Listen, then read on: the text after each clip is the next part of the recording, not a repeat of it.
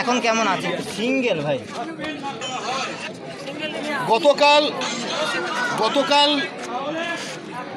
Medical করিয়েছি, রাত্রে পিজিতে গেছিলাম এবং আমি যে উকিলের সাথে কথা বলছিলাম, এই চিঠিটি ড্রাফট করা হচ্ছিল থানায় আসার। সারা বাংলায় বাঙালির মধ্যে ক্ষোভ বিরাজ করছে। তারা আজকে মিছিল করেছে, কংগ্রেস অফিসের সামনে দিয়ে করেছে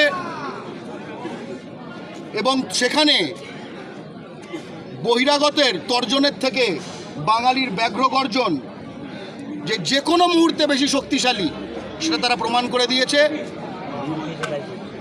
কংগ্রেস হাত কামড়াচ্ছে, বলতে পারছে না,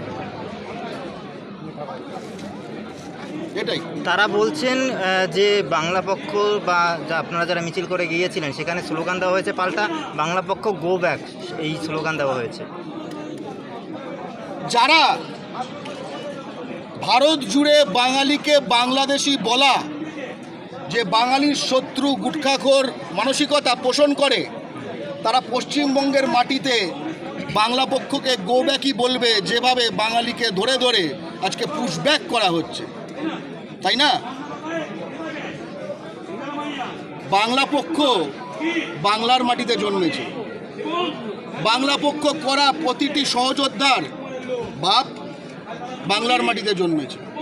তাদের বাপ বাংলার মাটিতে জন্মেছে, তাদের বাপ বাংলার মাটিতে জন্মেছে, তাদের বাপ বাংলার মাটিতে জন্মেছে, তাদের বাপ বাংলার মাটিতে জন্মেছে, তাদের বাপ বাংলার মাটিতে জন্মেছে। এই কথাটা বলতে শুরু করলে যারা এই কথাগুলি বলছিল, একটু পরে তো আরা ছাপড়া বালিয়া এসে পড়বে। তারা আমাদের কি বলে? রক্তজবা ফুল দিয়ে আপনাকে বরণ করা হলো, আপনার গলায় সেই মালা রয়েছে এখনও। আমরা জানি কালী মায়ের পায়ে এই ফুল অর্পণ করা হয়, সেই ফুল দিয়ে আপনাকে এখানে স্বাগত জানানো হয়েছে থানার সামনে। এর কারণ কি এবং এর সঙ্গে কি বার্তা দিতে চাইবেন?